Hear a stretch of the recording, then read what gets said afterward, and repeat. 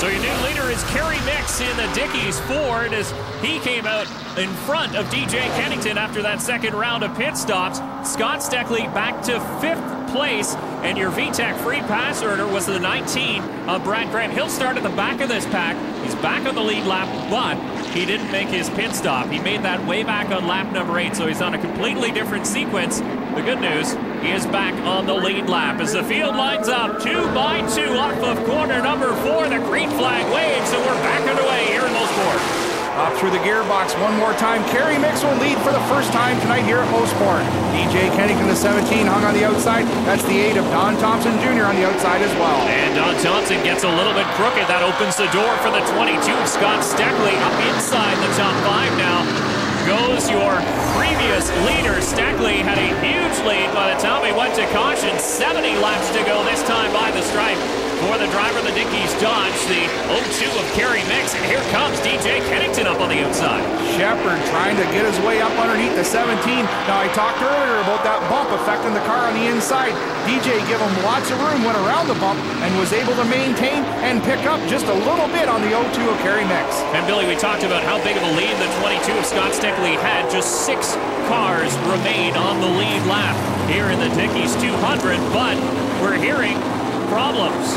Could be underfoot for that 22 team. Scott Steckley reporting to his new crew chief, Giulio Montanari, that there's a vibration, so something amiss on that 22 car. It could be the drive line, could be a loose wheel, but it depends when they started to feel it. It could have been the rubber buildup as those tires started to wear as well. Yeah, they did have problems on that pit stop with the right rear tire, so that could be an issue as well, no? Yeah, that would be weighing hard on the driver's mind, thinking about, did they get all the lugs tight on that? That's 7 to the lead. Pete Shepard Jr. able to muscle his way past the 17, and then the 02 of Kerry Micks. And look at the fans go crazy as the 7 of Pete Shepard leads his first laps here in 2011. And one driver has had a pretty up and down day. He started deep in the field, worked his way up, then went a lap down. It's the 19 of Brad Graham, and Tom's got an update. Guys, I want to update you on some interesting strategy that the 19 team and Brad Graham are trying to employ. He stayed out during that last caution period following the long green flag run and got himself back on the tail end of the lead lap. He pitted on lap 10, and the team has no plans to come back in. They're going to try and make it on fuel and survive and have themselves a great finish. Terrific run and very interesting strategy for Brad Graham. Wow, that's bravery, I'll tell you right there, because the horsepower these motors are making, that's a long way to go on fuel. I don't think it's possible, but we'll see what happens. Hey, great strategy. That's how races are won for sure. If you haven't got the fastest car, you better have the best strategy. And you know what? He's on the lead lap. He's still got a lot of time before the leaders make it back around to lap him again. What can he do to preserve fuel? There's nothing you can do. You can lift early, you know, don't pick the throttle up so hard coming off the corner, you know, be a little more even. But the real deal is this. He's still got a set of right side tires in the pit. If he pits with 35 laps to go, he'll have a lot of muscle left underneath the hood. Absolutely. Some brand new sneakers underneath that Polmar Dodge as well, so that could play into his favor. We'll keep an eye on that 19 of Brad Graham. He may still play a role in this race. Scott Steckley still working on the 02 of Kerry Micks. Kerry Micks was good at pointing the 22 of Steckley to the bottom, giving him the spot, and jumping right in behind him to save the 17 from going through as well. And Billy, we've been hearing some radio chatter too. There might be problems with the power steering on the 02. That's going to be a tough place to run without power steering. Well, this place here with all of its bumps and rumps and tight corners, no power steering here is awful tough. But you know what? If I was to have a driver out there without power steering, that's the right guy. And Kerry Micks, a veteran of the NASCAR Canadian Tire Series. He knows what to do to preserve those all-important points. It's a long season, but it's a short season in the same breath. You want to get as many points as you can at as many races. This is race number 1, but they all count. That's for sure, Dave. And you know what? A couple of veterans going at it right there, and they know that every position counts. No sense pushing the envelope. If you got a 5th place car, finish 5th. And there's Jeff Lapsevich battling with the 60 of Ron Beauchamp Jr. for 8th spot. Interesting story about the Lapsevich clan. Young Caden, his young son, of course, Jeff has missed a number of races over the last few seasons.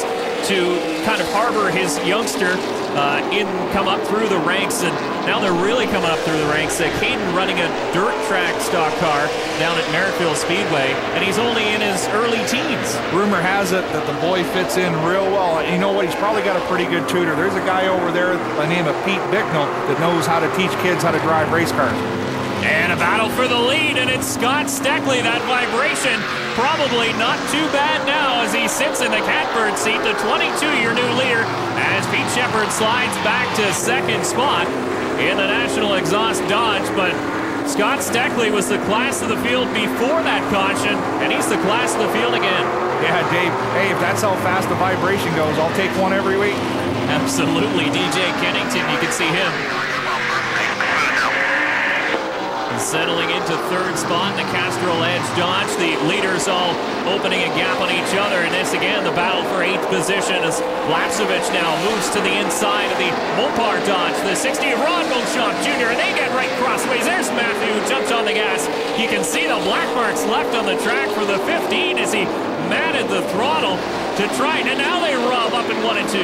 Holy smokes, the 15 of Matthews got hard down to the bottom coming off the 4 when the 23 of Lapsevich got together with the other car, and then he just overdrives turn 1 and drives right into the 23 and moves him out of the way. And Lapsevich has got to be thinking, hey, what did I do wrong here? He was moving in for a pass 1 minute, and he's getting shoved back the next.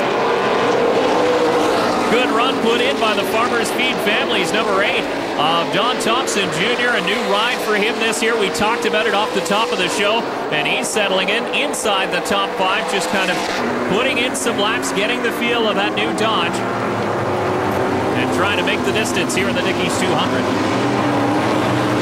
As they put a lap on the OCR Gaspar 99 of Derek White. He pulls up to the outside. Derek White has run a few NASCAR Camping World Truck Series races as well this year, and you know what, he's doing a fantastic job here in the NASCAR Canadian Tire Series.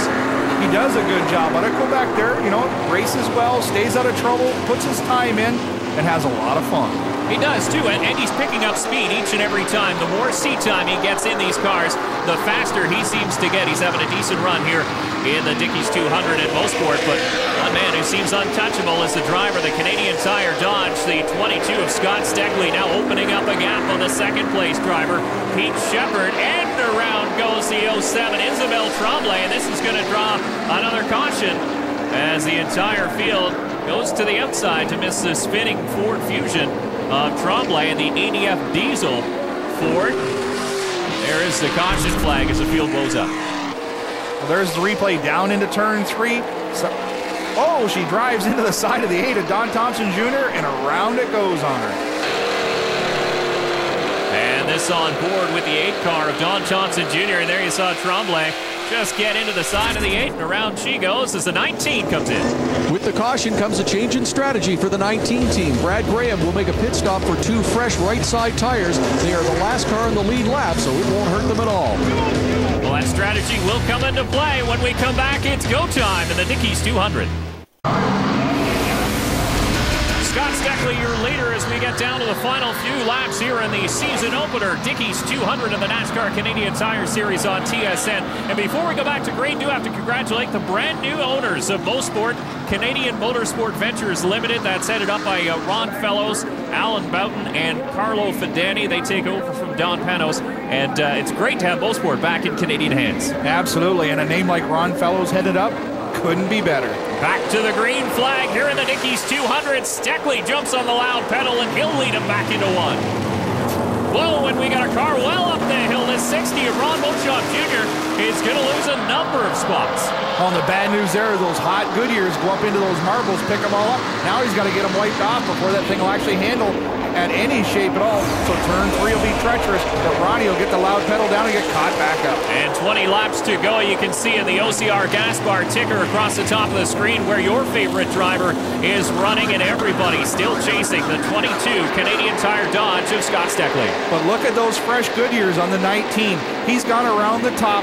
He is into the top 5 already. That car is hooked up. Do new tires really mean that much here at Mosport? even just right sides, you're talking, at least when they're cold and fresh with the goodie in them, you're talking 3 or 4 tenths for at least 4 or 5 laps, and then they start to come back. So what he's trying to do is try and get as many positions now as he can before those tires sort of equalize. You get the goodie out of them right now, 3 to 4 laps of all you can get and all you can muster with all the bravery you got, and then settle in. Well, he's using all of his talent and then some as he is all over the back bumper of the BDI 02 of Kerry Micks. Stephen Matthews just in behind the 19 of Brad Graham, and Matthews is a lap down to the leaders, and we ride on board with the Castrol Edge Dodge of DJ Kennington. Wow, what a great sound. You can hear that big Dodge motor hauling the mail down the backstretch. Look at Peter Shepard roll the center of the corner. So smooth in the middle. Yeah, so much quicker than everybody else. He's mashed up the front of that beautiful looking Dodge Challenger nose. It'll have to make a trip to the body shop here in the next few weeks, but the National Exhaust Dodge has been quick all day, and he's now looking to make his way past the 17 of Kennington. Not making it easy, and we got a car around the 23 of Laxevich up in 3 and 4. The Tim Hortons Dodge, and no caution yet as Laxevich gets it going, and the leaders coming into 3 this time. So Laxevich now nearly a full lap down, but still no caution. Boy, look out the back, the 7 all over the back bumper of that 17 Castrol Dodge.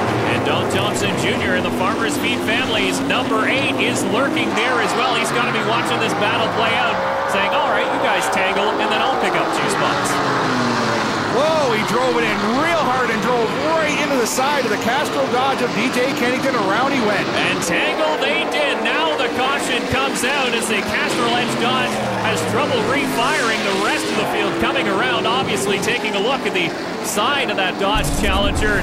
Here, we'll take another look at it. It's just exactly what you said. Shepherding too hot. Side by side, hard on the brakes. He's in too deep. The back end comes around, tags DJ on the inside of the left rear, and spins him around. And the Equipment Express Chevy is in. J.R. Fitzpatrick gets the free pass this time by the crew going to work with 2 wrenches in the back for an adjustment. Send him back out to finish this one up. Back with the conclusion from Mosport Speedway in a moment.